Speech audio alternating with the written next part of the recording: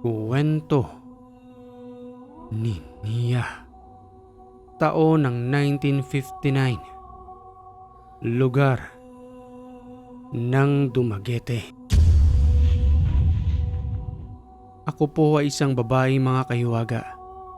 At nagpapasalamat ako dahil tinanggap ni Kahiwaga ang aking kwento na maaaring may bahagi sa inyo patungkol sa aking sariling karanasan sa matatawag kong halimaw na gabay na kahit saan man ako magtungo ay nakabuntot pa rin sa akin. May iba ang tema ng ating kwento sa ngayon sa pamamagitan ng halimaw na gabay na ito na hanggang sa aking pagtanda ay nandirito pa rin na palaging umaalalay sa akin. 83 anyos na nga po pala ako ngayon at nagsimula ang aking karanasang ito nang nasa 18 anyos pa lamang ako, kadalagahan pa lamang ng panahon. Siya nga po pala, hindi na ako nagkaroon ng asawa na tumanda na ng dalaga, pero may magandang pamumuhay dahil sa aking halimaw na gabay na nagkaloob sa akin. At sa pagtungtong ko nga noon ng 18, doon na nagsimula ang kwentong ito nang maligo kami sa ilog kasama ng aking mga kaibigan. Terik pa ang araw noon dahil sa katanghaliang tapat namin piniling maligo na mas minabuting inilagay ang aming mga pagkain sa ilalim ng isang malaking puno ng nara na malapit sa may gilid ng ilog upang kahit papano'y may masilungan man lamang kami ng aking mga kaibigan sa oras ng aming pagkain. Ngunit habang abala kami sa aming pagtatampisaw sa ilog, napalingon ako sa may puno ng nara at bagyang napasulyap sa aming mga pagkain. Napansin ko na tila gumalaw ang isang kaldero kung saan naglalaman ito ng mga pagkain, lalong-lalo na ang ulam na inihaw na manok na pinagkaabalahan ko pang lutuin. Kaarawan ko nga po pala ng mga oras na yon, dibukong baga na katawagan para sa mga kadalagahan. Mas minabuti na lamang namin na maligo kasama ang aking mga kaibigan upang mag-celebrate ng aking kaarawan.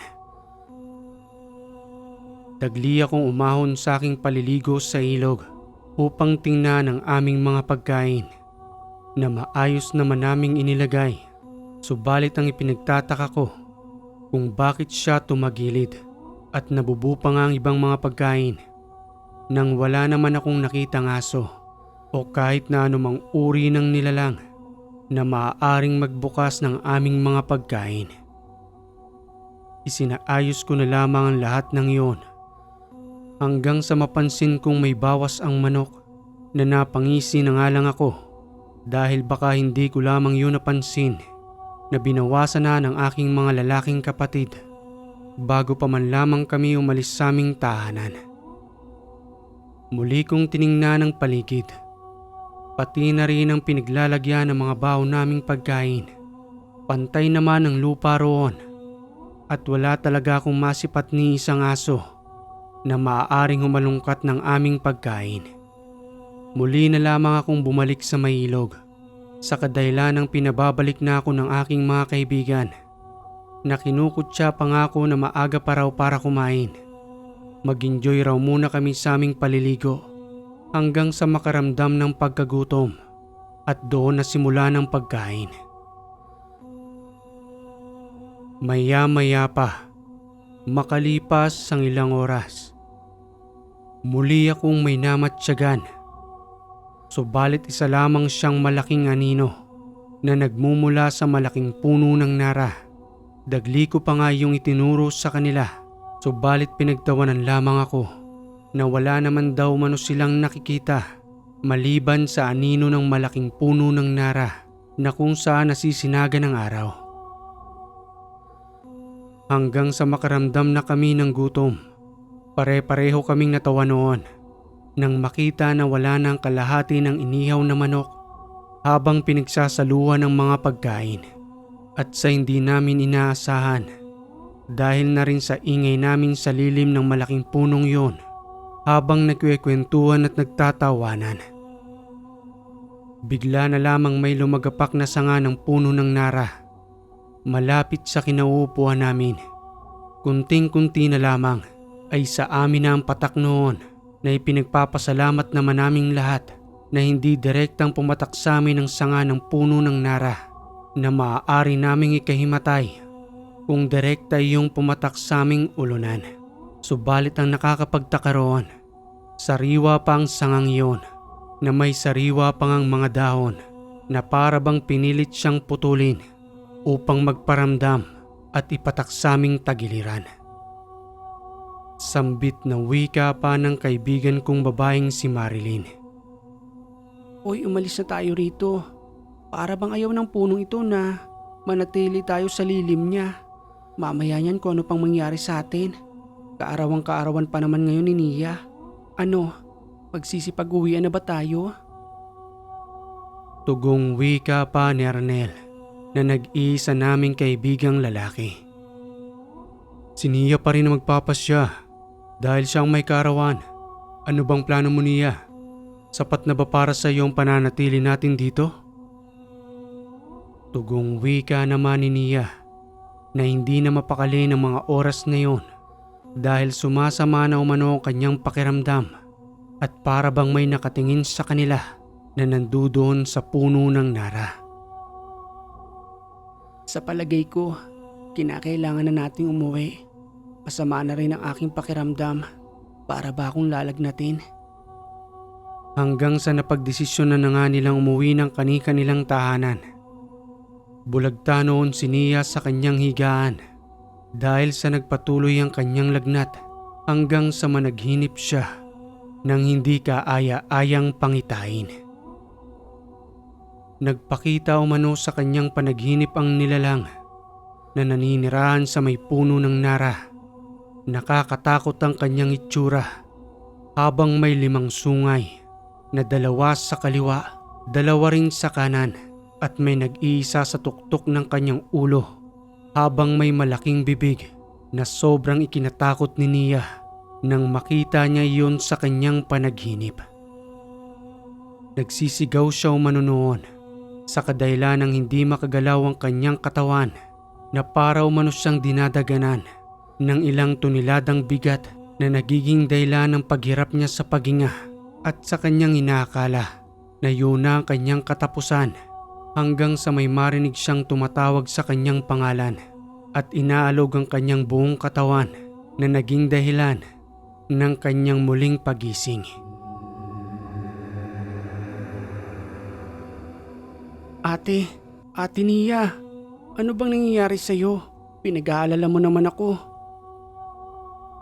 At sa maraming beses nga na pagising ni Tiago na kanyang nakababatang kapatid na lalaki, biglang tumayo itong si Nia na hindi alam ang kanyang gagawin. Napaluha na lamang siya na nagtatanong kay Tiago nang, Ano bang nangyari sa akin, Tiago? Akala ko mamamatay na ako. May halimaw. Nandito siya kanina sa loob ng aking silid. Ate naman, dala lamang yan ang sama ng pakiramdam mo. May lagnat ka pa rin hanggang ngayon.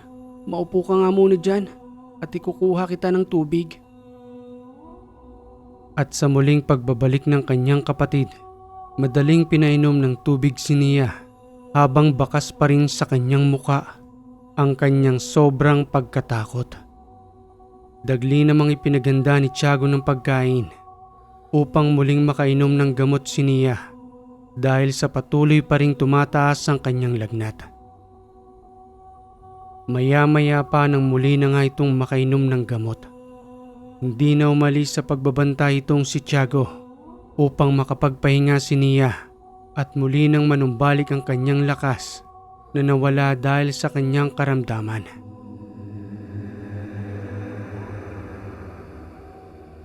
Kinabukasan ng umaga, kaagad din naman siyang dinalaw ng kanyang mga kaibigan upang kamustahin ang kanyang kalagayan doon. Subalit nakatalukbong pa rin siya ng kumot habang kinakausap ang kanyang mga kaibigan dahil na rin sa panlalamig ng kanyang katawan na hindi pa rin gumagaling sa kanyang karamdaman. Tumawag na ng albularyo ang kanyang inay upang masuri ang kalagayan ni Nia. Noong araw, albularyo lang talaga ang maaasahan namin. Mas marami pa nga noon ang albularyo sa Pilipinas kaysa sa mga doktor, lalong-lalo na sa mga probinsya na wala namang sapat na salapi upang magtungo pa sa kabayanan na kadalasan naman ay napapagaling ng albularyo. At sa pagpasok nga ng albularyo sa aming tahanan, habang nandudoon pa rin ang aking mga kaibigan, napaatras ng bahagya ang albularyo.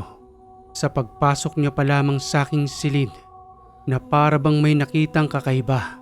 Napatingin ito sa nakabukas na bintana habang napapakunot ang kanyang noo na hindi niya lamang masabi kung anong uri ang kanyang napagmasdan. At sa patuloy nga niyang panggagamot sa akin, hindi niya pa rin maiwasang lumingon sa may bintana hanggang sa ipinasarado na kay Tiago dahil alam ko sa aking sarili na nandoon pa rin ang nilalang na nagbabantay sa akin. Gumamit ng paraan ng pagtatawas ang albularyo gamit ng kanyang daladalang kandila habang nagpapausok ito ng insenso, at ang kandilang kanyang hawak-hawak ay patuloy niyang ipinapatak sa isang tabong may tubig kung saan ay may dahan-dahang nabubuo hugis ng isang nilalang na may 5 sungay ang kanyang ipinakita sa akin. Sambit na wika pa ng matandang albularyo. Tumugma ba sa hugis na ito ang nilalang na nagpakita sa iyong panaginip? Hindi naman po sa kaparehong-pareho, pero alam ko po ang tinutukoy ninyo. Ang halimaw sa panaginip ko, ang 5 sungay sa kanyang ulunan. Nakakatakot po ang kanyang tsura. Nakita niyo po ba siya sa aking silid? Karugtong na wika pa ng matanda na nandoon nga umano ito sa may bintana. Wala naman daw masamang intensyon ito sa akin, kaya lamang raw ako nagkaroon ng karamdaman dahil sa magkaiba ang bawat enerhiya namin na kapag lumalapit ang nilalang sa akin ay nagkakaroon ako ng mataas na tensyon sa aking katawan sa kadahilan ng hindi balanse. At sa balang araw umano ay masasanay rin ang aking katawan. Hindi niya maaaring palayasin ang nilalang sa kadahilan ng magdadala umano ito ng swerte sa aking buhay. Subalit may kapalit. Natatanda nga umano ko ng dalaga dahil sa ayaw niyang makita kung may kasamang ibang lalaki na umaligid sa akin upang manligaw. Hindi naman maiwasang magsipagtawanan ng aking mga kaibigan na animoy ginagawa lamang nila yung biro. Subalit ako ay seryoso sa mga sinasabi ng matanda. Pumasok iyon sa aking isipan kahit na nga ba hindi ko pa lubusang alam ang tunay na mangyayari sa patuloy na paglipas ng panahon. Isang gabi ay nagawi kami ng aking mga kaibigan patungo sa isang fiestahan sa isang barangay. Yun kasi ang uso noon, lalong-lalo na sa mga kadalagahan, gayon din sa mga kabinataan, ang pagdayo sa isang sayawan sa aming malalapit na barangay upang makipagselebra ng kasiyahan sa ibang lugar. Naaalala ko pa nga noon nang ipagpaalam ako ng aking mga kaibigan sa aking mga magulang. Hindi naman sila tumutol sa akin dahil hindi katulad ng ibang mga magulang ang magulang ko na sobrang higpit sa kanilang mga anak na nagiging dahilan ng hindi pagkakaunawaan. Ang sabi lang naman nila, dalaga na raw umano ako at alam ko na ang aking ginagawa.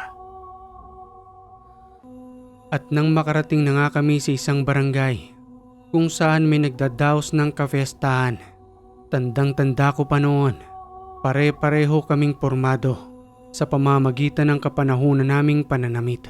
Medyo may kahabaan pa kasi noon, lalo na kapag laki kang probinsya. Siguro naman ay maraming nakaka-relate sa ating tagapakinig, pati na rin sa higpit ng ibang mga magulang noon na hindi pinapalabas ng tahanan ang kanilang mga kadalagahan, lalo na kapag mayroong kafestahan at sayawan. Hindi naman kaila sa ating mga Pilipino na talaga namang kasiyahan natin iyon. Tayo nga lang siguro ang mayroong ganoon na kapag kapiyastahan sa isang kalapit na barangay ay dumadayo pa tayo para makikain at makisaya sa mga taong nandoon. Hindi pa kasama dyan ang kasalan na talagang ipinaghahanda para sa mga paparating na bisita. Hanggang sa nagawi kami sa isang tahanan. Kakilala yon ng aming kaibigang si Arnel upang doon kami makikain. Subalit habang nandoon kami, ipinakilala sa amin ni Arnel ang kanyang kaibigan na nagpakilala sa pangalang Tomas, anak ng may-ari ng tahanan na aming pinuntahan. Kagad din naman kami nitong nasikaso hanggang sa makakain kami. Ngunit napapansin kong madalas na napapasulyap sa akin si Tomas na para bang may gustong ipahiwatig na bulong ng bulong kay Arnel. Matapos na nga naming makakain noon, nagtungo kami sa kanilang plaza upang makidalo sa kanilang kasiyahan. Subalit hindi naman ako sumasayaw na madalas lamang na nakaupo na nakatingin lang sa mga taong nagsasaya. Hanggang sa lumapit sa akin si Tomas, nagpaalam siya sa aking manligaw. Yun daw ay kung maaari lamang. Tumanggi ako nung una sa kadahilanang hindi naman yun ang aking pakay roon. Subalit nagpumilit pa rin siya sa akin na ipapakita niya umano ang kanyang pagiging seryoso at magtsatsaga siyang manligaw kahit naabutin pa ng ilang buwan hanggang sasagutin ko umano siya at maging kami. Isa lang ang napansin ko ng mga oras na yun. Nakaramdam ako ng sobrang panlalamig. Hindi ko maipaliwanag na pakiramdam na para bang may lumapit sa aking likuran na hindi ko naman malaman kung ano. Palingalinga pa nga ako noon dahil baka may malakas na hangin lamang na dumaloy. Subalit wala akong napansin sa mga puno na nakapaligid sa plasang iyon. Kahit man lamang sana gumalaw ang mga daon bilang basihan sa nanlalamig kong pakiramdam.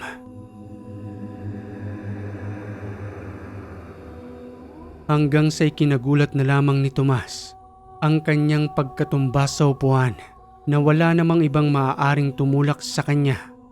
Sa kadahilanang kaming dalawa lang nandoon, abala ang ibang mga tao sa kasiyahan nang mangyari ang kanyang pagkahulog sa upuan.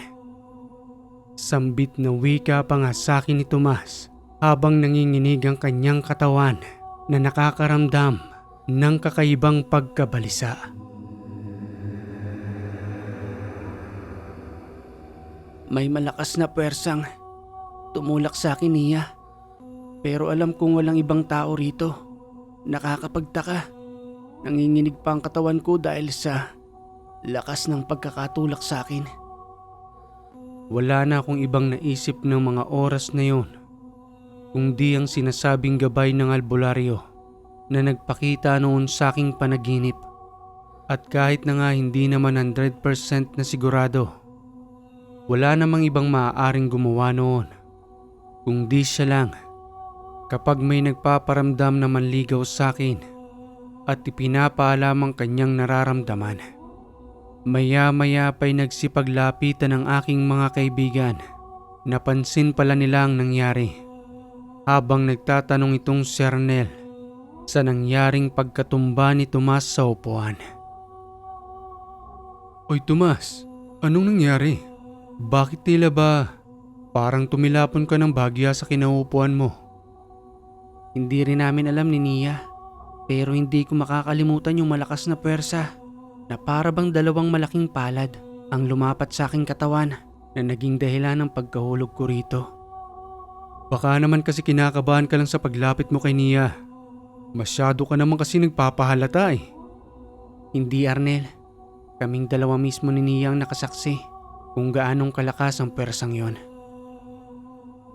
Maya-maya pa'y nagsipag-uwian na kami. Gustuin mang sumama ni Tomas sa paghatid sa amin. Subalit ako na lamang ang nagsabing wag na siyang sumama. Baka kung ano pang mangyari sa kanya sa daan, kargo de konsyensya pa namin iyon. Kung may mangyaring masama sa kanya dahil lamang sa paghatid sa amin. Kinabukasan ng bandang 10:00 ng umaga, nagtungo sa aming tahanan si Arnel na ipinapaalam ang nangyari kay Tomas na wala umano ito ng malay dahil sa pagkarating pa lamang umano sa kanilang tahanan. Nag-uumiyaw ito sa loob ng kanyang silid habang unti-unting umaangat ang kanyang 2 paa na natunghaya ng kanyang mga magulang.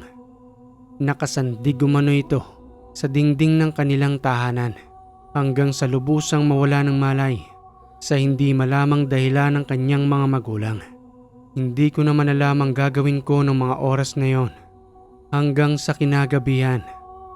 Dagli akong nagpunta sa may puno ng nara kahit na nga ba nakakaramdam ako ng takot. Pilit kong kinausap ang sinasabi ng matandang albularyo na gabay kung tunay nga ba siyang gabay sa akin, subalit bakit siya nananakit at namiminsala ng ibang tao, lalo pat wala naman silang abilidad para makipaglaban sa kanya. Sambit na wika ko pa nga sa may puno. Mga bandang 7:00 na yon ng gabi habang may nagyayabungang mga dahon na nagbibigay lilim sa ilalim nito. Ikaw bang nanakit kay Tomas? Wala naman siyang ginagawang masama sa iyo. Bakit parang gusto mo siyang paslangin? Wala siyang intensyong masama sa akin at ang layunin niya lang ay ipakita sa akin ang kanyang pagmamahal. Bakit nakikialam ka? Hindi tayo magkauri. Wala kang karapatan para pakialaman ang buhay ko. Napatras si Nia ng mga oras na yon nang may marinig siyang isang malakas na tinig at nanggagaling iyon sa malaking puno ng nara. Sambit na wika pa umano sa kanya habang nagsasalita ng, "Magmula pa lamang nung araw na maligaw ka sa punong ito, ang pananahimik ko'y nabulabog at ipinangako ko sa aking sarili na ako nang gagabay sa iyo at wala ni isang makakagambala o makakapanakit sa iyo sa kadahilanang akin ka lang at ako nang nagmamay-ari sa iyo." Matinding pangingilabot ang naramdaman noon ni Nia dahil sa kanyang mga narinig na direktang nanggaling sa nilalang na naninirahan sa may puno ng nara. Dagli na siyang naglakad papalayo at tinahak ang daan patungo sa tahanan ng nasabing albularyo. At sa kanyang pagdating doon, sakto namang gising pa ang matandang albularyo at nang masipat na nga siya nito na nasa may pintuan, dagli naman siyang pinapasok sa loob ng kanyang tahanan. Sambit na wika pa umano sa kanya ng matanda. Anong ginagawa mo rito, Ining? Malalim na ang gabi. Baka kung mapano ka pa dyan sa daan, dapat man lang sana'y nagpasama ka sa iyong mga kapatid. Pasensya na po kayo sa biglaan kong pagdating. Ang pinunta ko po rito ay patungkol dun sa gabay na sinasabi ninyo. Hindi ko na po nagugustuhan ang ginagawa niya. Nananakit na po siya ng tao kapag may nagtatangka pong manligaw sa akin. Sa tingin ko po ay hindi po siya tamang gabay.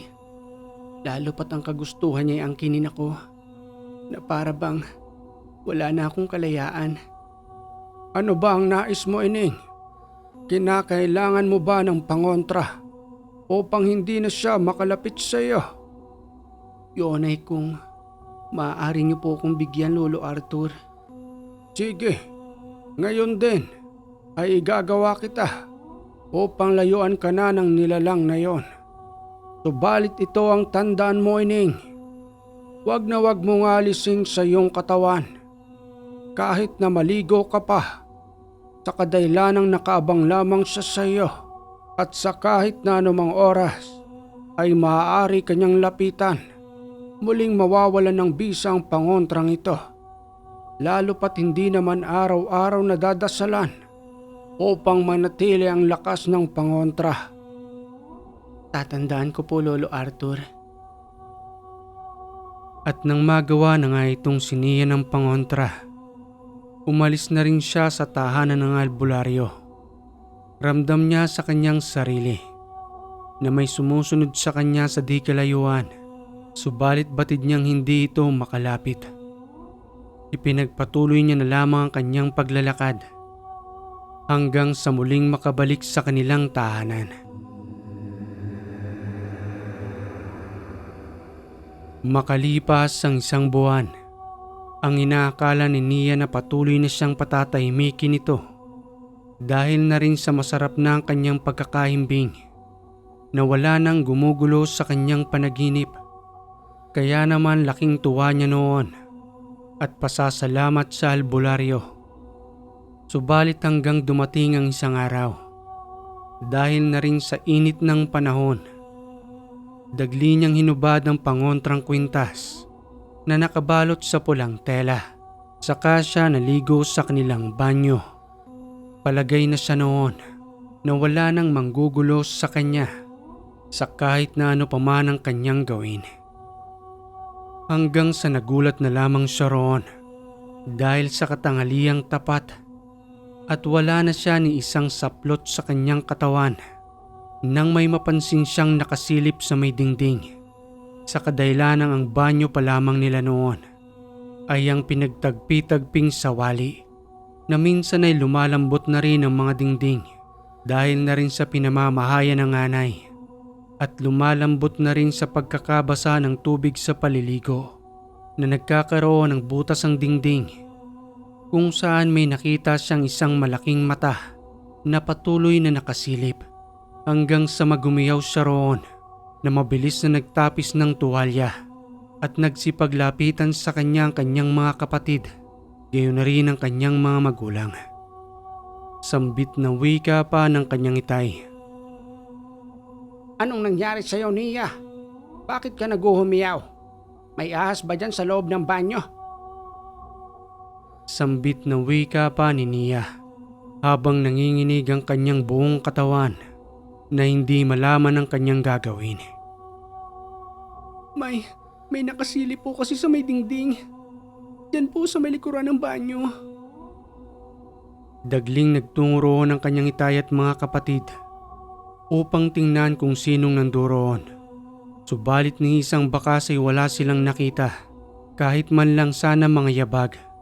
Sa kadahilanang doon dumadaloy ang tubig na malambot ang lupa. Kung sakaling may tao man na nandoon, maaaring bumakas ang kanyang paa sa mabilisan nitong pagtakbo kung mamboboso man ang nandoon. Ay naku, Nia, akala pa naman namin kung napapano ka na. Inaabala mo ko sa ginagawa ko. Wala namang tao sa likod ng banyo. At kahit nga mga bakas ng paraon ay wala naman kaming nakita. Maliban na lamang sa mga bakas ng paa namin sa aming pagdating. Ay nako, maiwan ko na nga kayo dyan. Muli na lamang na ipinagpatuloy ng kanyang itay ang kanyang ginagawa.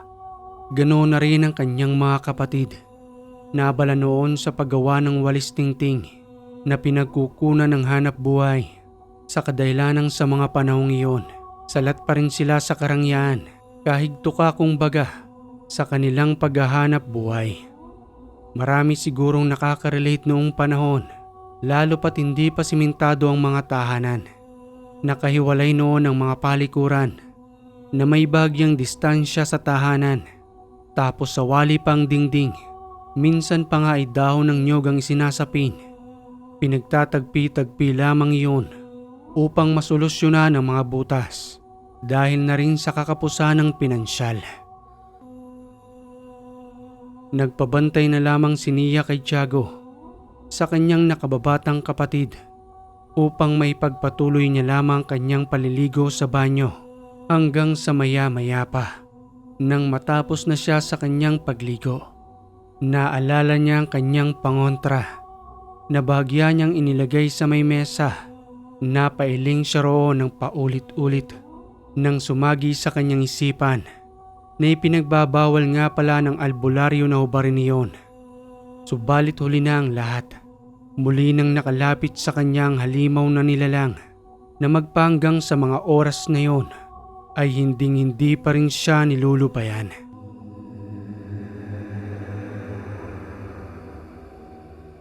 Isang gabi, nang oras na ng kanyang pagtulog, papalapit pa lamang siya manunoon sa kanyang higaan.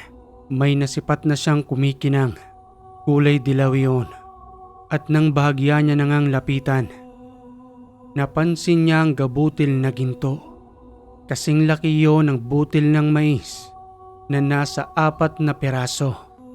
Ilang minuto niya pa nga yung tiningnan sa pag-aakalang dumi lamang yun na nakalagay sa kanyang higaan. At nang tawagin niya ang kanyang itay upang ipasuri ang nakalagay sa kanyang higaan, namangha ang kanyang tatay Dinoy nang kagatin niya ito at makumpirmang iyon ay ginto. Nia, umamin ka sa akin. Saan mo nakuha ito? Ito ay pira-piraso ng ginto. Tingnan mong mabuti. Kahit na napatakan ko na ng chemical, wala pa ring pagbabago sa kanyang kulay. Ginto ang mga butil na ito. Paanong napunta yan sa iyong higaan? Hindi ko rin po alam, itay. Kaya nga po tinawag kita eh. Kasi kahit ako naguguluhan kung paanong napunta yan dyan. Samantalang magpapahinga na nga ako nang mapansin kong kumikinang ang bagay na yan. May kaalaman pagdating sa ginto ang kanyang itay. Sa kadailanang naging minero ito noon ng kanyang kabinataan. Wala namang ibang pinagdududahan si Nia kundi ang masugid na nilalang na patuloy ang pagsuyo sa kanya upang lubos na umano ang kanilang pagiging magkaibigan.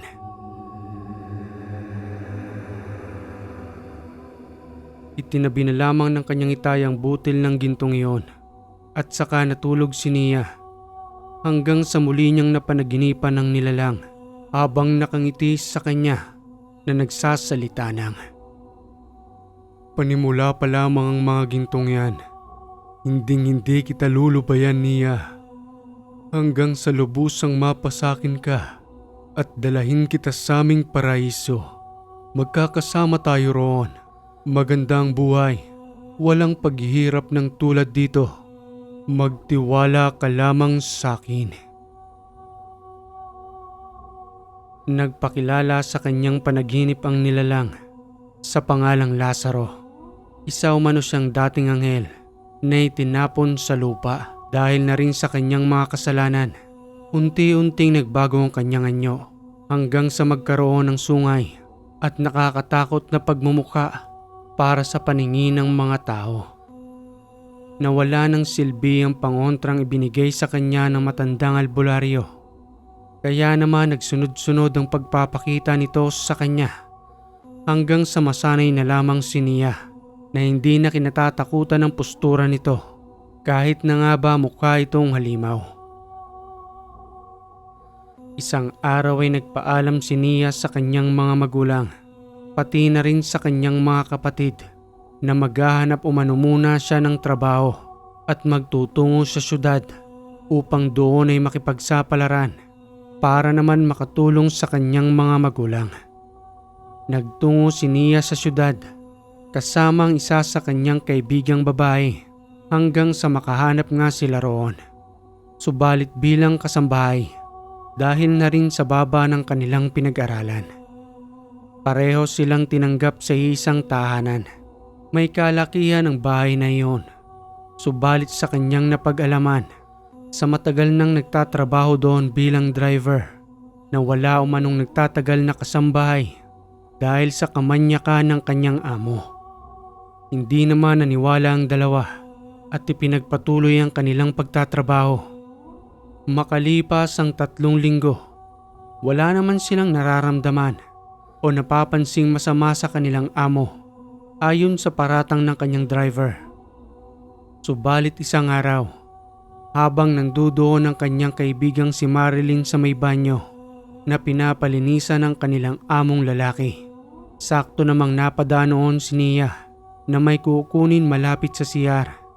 Subalit habang papalapit pa lamang siya, nakita niyang kunwaring may kinuha ang amo sa may banyo habang nandudoon pa si Marilyn na abala sa kanyang paglilinis.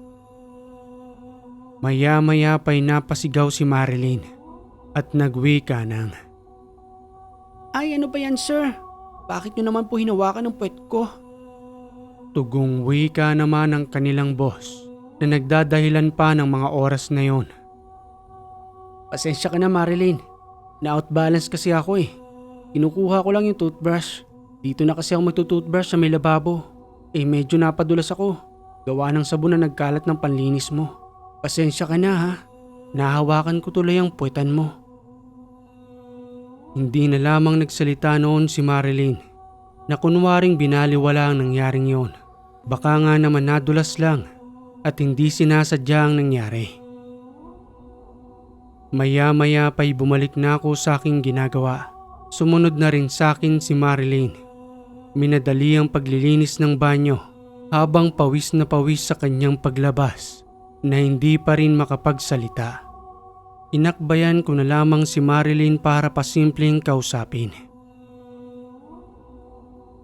Oy Marilyn, naniniwala ka ba na nadulas lang si boss kaya siya napahawak sa puwetan mo? Tugong wika pa ni Marilyn kay Nia. Hindi ako naniniwala doon, Nia. Alam mo kung bakit? Pangalawang beses niya nang ginawa sa akin yan. Hindi mo nga lang naaktuhan. Nag-iisip na nga ako kung aalis na ba ako rito. Pero ikaw ang iniisip ko. Ayoko namang iwan ka. Hindi rin ako makapaniwala na totoo pala ang sinasabi ng kanyang driver. Muling sambit pa ni Nia na pinapalakas ang kalooban ni Marilyn. Gusto mo bang isuplong na natin siya sa punong barangay? Para naman matauhan ng lalaking yan. Mali ang ginagawa niyang pananamantala. May maganda naman siyang asawa. Pero bakit ginagawa niya pa rin yan? Yun nga ang hindi natin alam. Siguro sakit niya na yan. Talagang manyakis siya na hindi nakokontento sa kanyang asawa. Wag na wag tayo magsusumbong sa punong barangay. Baka baliktarin lang tayo niyan. Sino lang ba tayo rito? Mga muchacha niya. Katulong at tagalinis lang rito sa bahay nila. Hindi rin nila tayo pakikinggan. Ganito talaga ang buhay kapag mahirap. Walang poses. Kaya palaging inaabuso.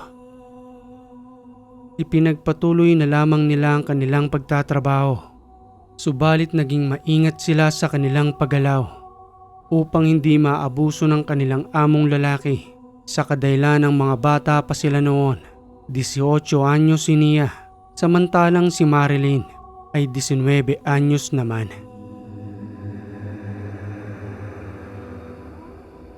Makalipas pang 3 buwan, muling umatake ang kamanyakan ng kanilang boss at ang madalas nitong pinupunterya ay si Marilyn. Masasabi kong maganda si Marilyn, may katangkaran at may sexing pangangatawan.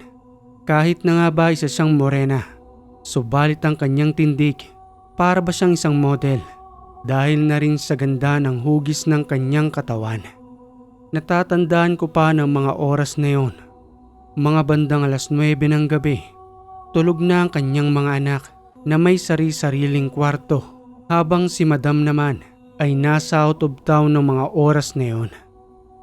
Kumatok ang aming boss sa aming kwarto. Magkasama kasi kami noon ni Marilyn sa isang silid at hindi kami pumayag na magkahiwalay. Maraming beses siyang kumakatok habang tinatawag ang pangalan ni Marilyn. Kahit na nga ba oras na yun ng gabi at hindi na oras ng trabaho, oras na ng aming pahinga. Marilyn. Marilyn. Pakilinisan naman yung kwarto ko. Makalat na kasi yung mga gamit ko ron Lalong-lalo na yung higaan. Kung pwede lang sana sa mga oras na ito. Gising pa ba kayong dalawa riyan? Pinipigilan ko na noon si Marilyn at kunwari na lamang umano kaming magpanggap na natutulog na. Subalit dahil sa kulit ng aming boss, walang humpay ang kanyang pagkatok na naging dahilan ng pagtayo ni Marilyn upang magtungo sa nasabing silid. Sambit na wika pa ng aming boss sa pagbubukas ni Marilyn ng pintuan. Kanina pa akong katok ng katok rito. Akala ko hindi nyo na ako pagbubuksan. Sige na't pakilinisan naman yung kwarto ko. Hindi ko isinarado ang aming pintuan upang marinig ko si Marilyn at hindi rin ako mapakali ng mga oras na yon. Kaya lumalabas pa rin ako ng aming silid upang tingnan ang kalagayan ni Marilyn doon. Nagpresenta pa nga akong tumulong upang mapadali ang paglilinis. Subalit ang naging sabi lamang naman ng aming boss, kayang-kaya na umano iyon ni Marilyn dahil sa kukunti lang naman ang kalat roon at magpapalit lamang siya ng cover ng higaan na may bahagya ng karumihan. Pinabalik na lamang ako ng aming boss sa aking room at magkandado na umano ko ng aking pintuan. Napakunot noo ako noon dahil nararamdaman ko na may masama siyang gagawin kay Marilyn. Kunwaring ikinandado ko ang aking pintuan, subalit muli ko itong binuksan ng dahan-dahan.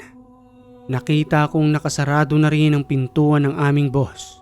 Malumanay akong naglakad patungo roon nang walang gamit na tsinelas upang hindi maramdaman ang aking pagmamatsyag. Maya-maya pa laking gulat ko nang marinig kong nag-uumiyaw si Marilyn. Dali-dali akong kumatok sa may pintuan. Hindi lang basta-bastang normal na katok.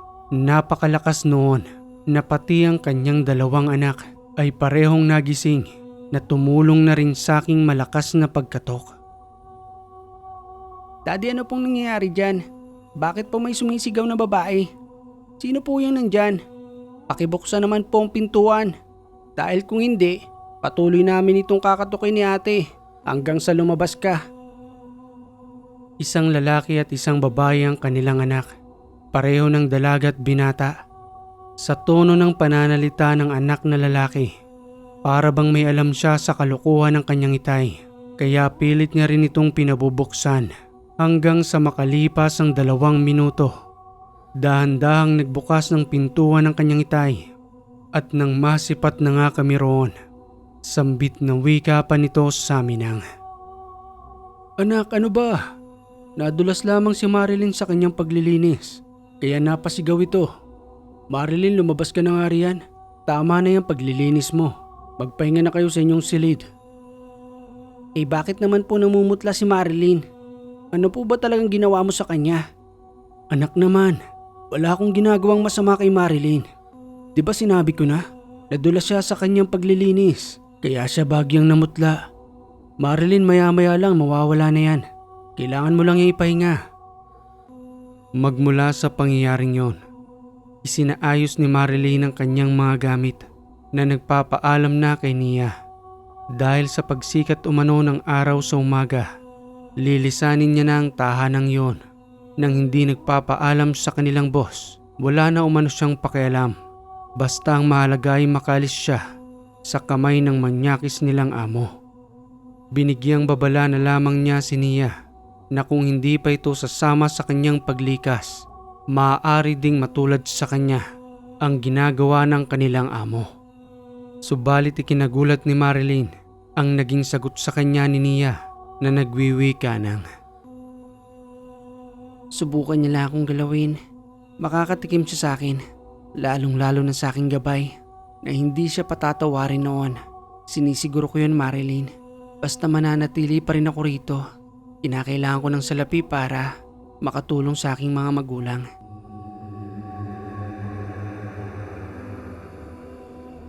Kinabukasan nga ng umaga'y nagpaalam na si Marilyn kay Nia. Tulog pa ang kanilang amo noon, habang malumanay nilang binubuksan ang gate upang lubusan ng makalis si Marilyn. Nakita naman sila ng driver na maaga ring naghahanda para sa kanyang trabaho, na pinapaandar ang sasakyan at tinitingnan kung may problema ito. Maya-maya pa'y lumapit kay Nia at nagtanong kung saan man pupunta si Marilyn at bakit napakarami ng kanyang daladalang gamit. Tugong wika pa niya sa driver na si Mang Tano. Aalis na po si Marilyn. Pasensya na po kung hindi kami naniwala sa iyo noon. Pero kailangan din kasi namin ng trabaho. May ginawa sa kanyang hindi kaaya-aya ang ating boss. Kaya bago pa man maging huli ang lahat, umalis na po siya. Kesa naman mapahamak pa. Sambit na wika pa ni Mang Tano. Kahit kailan talaga yung si Sir, walang pagbabago. Naghiwalay na nga noon niyang mag-asawa dahil nga sa paulit-ulit na ginagawa niya. Ay nako, kaawa-awa ang babae. Lalo na ang mga tulad ninyong bata pa. Sinasamantala niya. Palibhasa maraming pera. Ang akala siguro lahat madadala niya sa ganoon. Ay kung ako sa'yo, Ineng, umalis ka na rin dito. Kesa matulad ka kay Marilyn. Hihintayin mo pa ba yon? Ay naku, Mang Tano. Huwag niya akong itulad sa ibang babae. Dahil may kalalagyan siya sa akin na hindi niya pa nararanasan sa buhay niya. Baka nga, ikabaliw niya pa yon kapag ang gabay ko na ang gumalaw. Anong sinasabi mong gabay? Kakaiba rin ang lakas ng loob mong bata ka. Hindi ka ba natatakot? Paano pa ho ba akong matatakot May kasama ho ako. Napailing na lamang si Mang Tano at napakamot sa kanyang ulo. Sa kadahilan ng hindi niya maunawaan ang sinasabi ni Nia. Patungkol sa kanyang gabay na kahit na anumang mangyari ay hindi siya nito pinababayaan. Kinahaponan, sa muling pagbabalik ng kanyang amo, lumapit ito sa kanya upang tanungin kung nasaan si Marilyn. Sa kadahilan ng hindi niya umano napapansin ang presensya nito sa loob ng kanyang tahanan. Ipinagtapat naman ni Nia ang katotohanan at ang dahilan ng pag-alis nito. Subalit nagmaang-maangan lamang doon ang kanyang amo na kunwaring walang alam sa kung anong nangyari kay Marilyn na naging dahilan ng kanyang paglikas.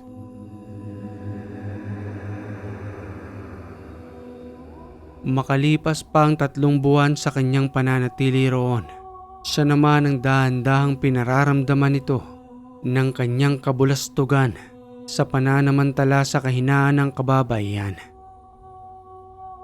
Hanggang sa isang gabi, hindi sinasadyang nakalimutang ilak ni Nia ang kanyang silid at habang mahimbing siyang natutulog, naramdaman niyang may dahan-dahang nagbubukas ng kanyang pintuan na muli itong sinarado. Hanggang sa lumapit na nga ito sa kanyang kinahihigaan, tinakpan ito ang kanyang bibig na nagsasalita ng, "Huwag kang maingay, Nia. Madali lang naman to Isa pa, amo mo naman ako, di ba? Dudublehin kong sahod mo, huwag ka lang papalag. Alam mo na, baka may mangyaring masama pa sa'yo. At saka itong tatandaan mo, huwag na huwag kang magsusumbong sa iyong madam dahil malilintikan ka sa akin." Madilim umano sa kanyang silid sa mga oras na iyon, sa kadahilan ng hindi siya sanay na matulog na may ilaw. Hanggang sa nagulat na lamang siya na naramdaman niya ang presensya ng kanyang gabay na isang halimaw na nagngangalang si Lazaro. Dahan-dahan umanong naaalis ang kamay ng lalaki sa kanyang bibig sa pagkakatakip nito hanggang sa maramdaman ng kanyang amo ang dahan-dahang pagsikip ng kanyang paghinga dahil sa may nakahawak umano sa kanyang leeg na napakalakas na nagiging dahilan ng kanyang pagsandig sa pader hanggang sa magwika ito kay Nia ng, Nia, tulungan mo ko. Hindi na ako makahinga. Magsindi ka ng liwanag. Bilisan mo. Dagli naman niyang sinunod ang kanyang amo na tumayo sa kanyang kinahihigaan at sa pagkakaroon nga ng liwanag, bumagsak ang kanyang amo na naghahabol sa kanyang paghinga habang nakahawak sa kanyang leeg na pilit pa ring gumagapang. Tiningnan lamang ni Nia iyon na hindi niya tinutulungan na nagpasaring pa siya ng mga salita sa kanyang amo habang sinasambit ang mga katagang. Nakahanap ka ngayon ng katapat. Alam mo bang hindi ka sasantuhin ng aking gabay? Kinausap ko na siya ngayon na hindi ka na niya lulubayan hanggang sa lubusan kang masiraan ng bait. Yan ang pinakaganti namin sa iyo. Sa lahat ng babaeng inatrasado mo, wala kang awa sa amin. Tao rin naman kami Pero mas masahol pa sa hayop ang ugali mo. Kinakailangan lang na madala ka sa mental hospital bilang kabayaran sa lahat ng mga maling ginawa mo. Makalipas ang ilang oras, nang muli nang makatayo ang kanyang among lalaki, pinagbantaan pa siya nito na pinapalis na sa tahanang iyon upang maghanap na umano ng ibang trabaho. At katulad ng kaibigang si Marilyn, gabi pa lamang ay inihanda niya ng kanyang mga gamit para sa kinabukasang kanyang pag-alis sa tahanang iyon.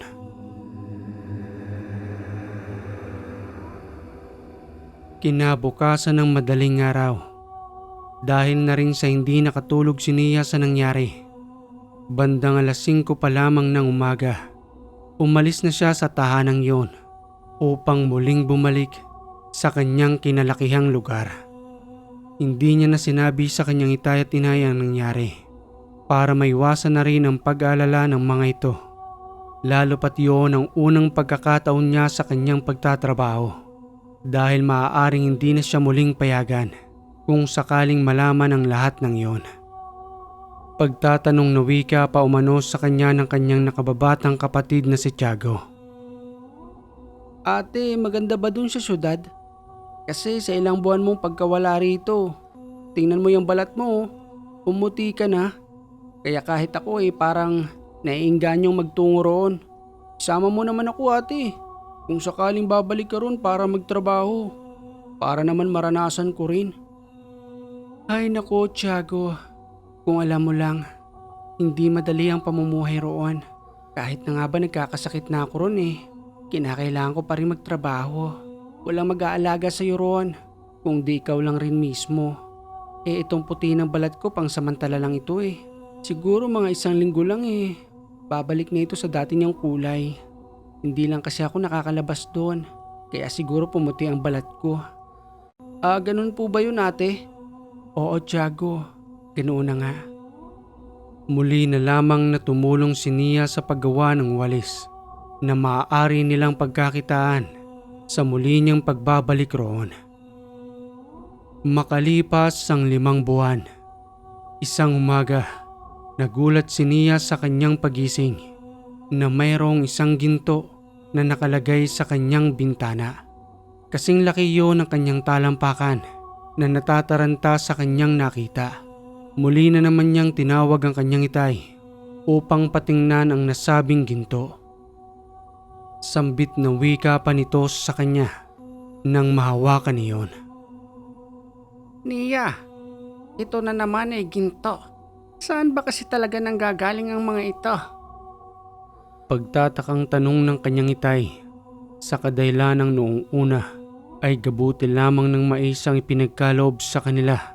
Subalit sa mga oras na iyon ay kasing laki na ng kanyang talampakan na kahit si Nia mismo ay hindi makapaniwala sa ipinagkaloob sa kanya ng kanyang gabay. Nagsimula sila sa pamamagitan noon, nakabili ng sariling lupang sakahan, nakaragdagan sa kanilang paghahanap buhay dahil sa gintong ipinagkakaloob sa kanya ng kanyang gabay.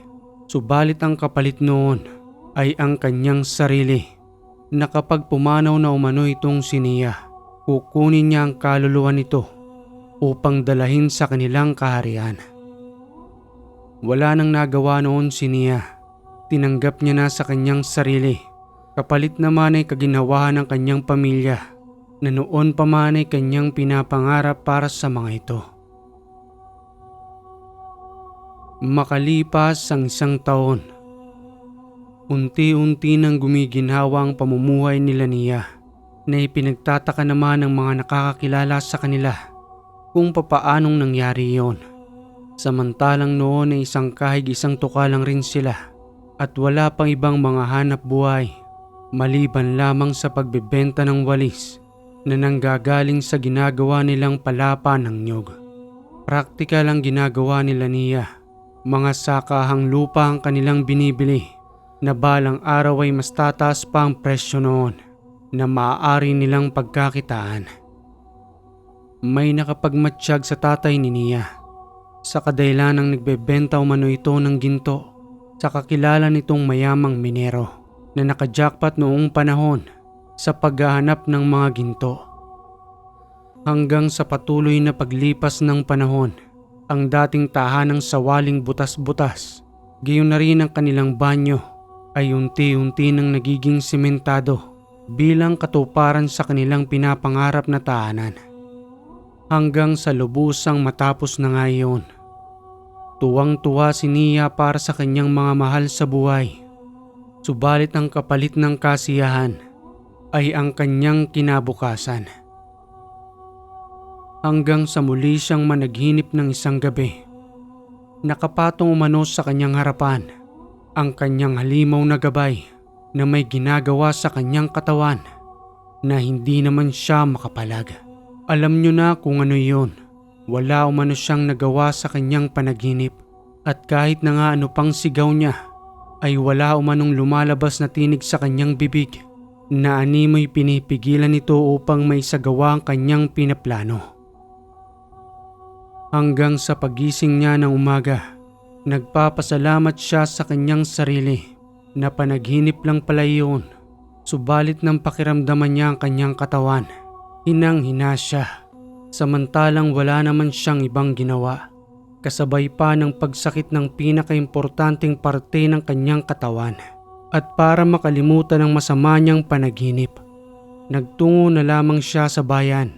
Kasama itong si Tiago. Mamimili umano sila ng mga pagkain para sa kanilang tahanan. At sa kanilang pagdating roon, hindi niya inaasahan na makikita niya si Mang Tano. Nandoon din ito, naabala sa pag-aasikaso ng kanyang pinamimili. Sambit na wika pa ni Nia nang kalabitin niya si Mang Tano sa balikat. Mang Tano, naalala mo pa ba ako? Tugong wika naman ito sa kanya nang. Abay, oo naman. Nia, malapit ka lang rin ba rito? At sino naman yung kasama mo? Siya po ang nakababata kong kapatid, si Tiago. Medyo may kalayuan po kami rito, pero naisipan lamang namin na mamili para sa mga pangangailangan sa bahay. Kamusta na po ba kayo? Eto dati pa rin. Wala namang nagbago. Ang bilis ng panahon. Parang asinsado ka na ngayon, Nia. Hindi ka na katulad ng dati na parang walang muwang sa mundo. Hindi naman po, Mang Tano. Alam mo ba, Nia, magmula nang umalis ka roon sa tahanan ng ating boss, abay parang nabaliw na si Sir. Unti-unti siyang nawala sa kanyang sarili. At ang lagi niyang sinasabi doon, may nakikita raw siyang demonyo, halimaw raw, na may 5 sungay. Sa katunayan dahil doon wala na akong trabaho. Dahil hindi na rin naman nagtatrabaho si Sir. Takot na siyang lumabas ng bahay. Palagi na lamang siyang nagmumukmok roon. Gusto ngang dalahin sa mental hospital ng kanyang asawa. Subalit ayaw naman ni Sir. Mas lalo lang raw siya rong mababaliw. Kaya nandoon na lamang siya madala sa kanyang silid. Kunwari na lamang na walang alam si Nia sa nangyari sa kanyang boss. At nagpaalam na kay Mang Tano na patuloy na umano silang mamimili upang hindi abutan ng hapon sa pag-uwi.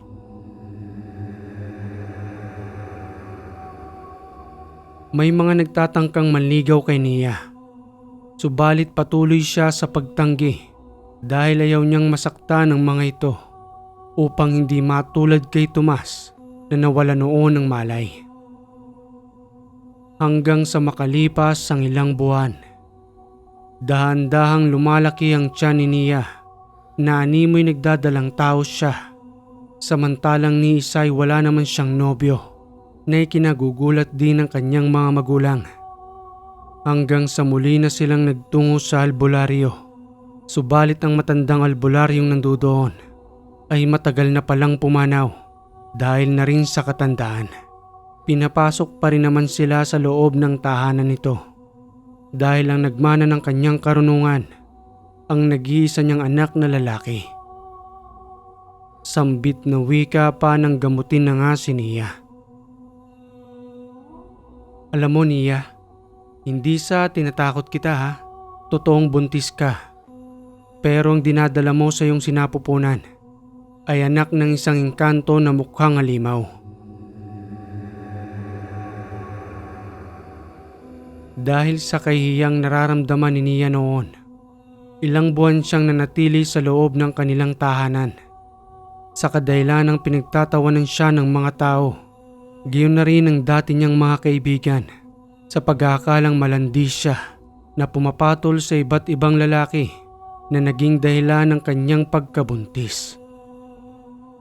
At nang dumating na nga ang araw ng kanyang panganganak, nagluwal si Nia ng isang ahas na nanggaling sa kanyang sinapupunan. Madali rin naman umanong namatay iyon na para bang sa isang idlap ay kinuha na ang espiritu nito ng kanyang amang halimaw. Ayon pa sa muling pagkonsulta nila sa albularyo, ang ahas na iyon ay isang pamamaraan lamang upang mailuwal ang engkantong nasa sinapupunan ni Nia sa pamamagitan ng katawan ng ahas na iyon na kanila ring inilibing sa likuran ng kanilang tahanan. Magmula noon ay patuloy pa rin siya umanong ginagabayan ng halimaw hanggang sasabihin umano sa kanya na ang kanilang anak ay nasa kanyang poder na kanyang pinangangalagaan sa kanilang kaharian. At siya na lamang umanong inihintay para makumpleto na ang kanilang pamilya, ang pamilya ng halimaw na engkanto. Okay mga kahiwaga, at kung nagustuhan mo ang kwentong ito, palambing naman po ng like and share. At kung hindi ka pa nakaka-subscribe, click mo na yung subscribe button dyan, pati na rin yung bell para updated ka sa ating mga bagong kwento. Muli mga kahiwaga, maraming salamat sa lagi ninyong pagantabay dito sa Ang Hiwaga.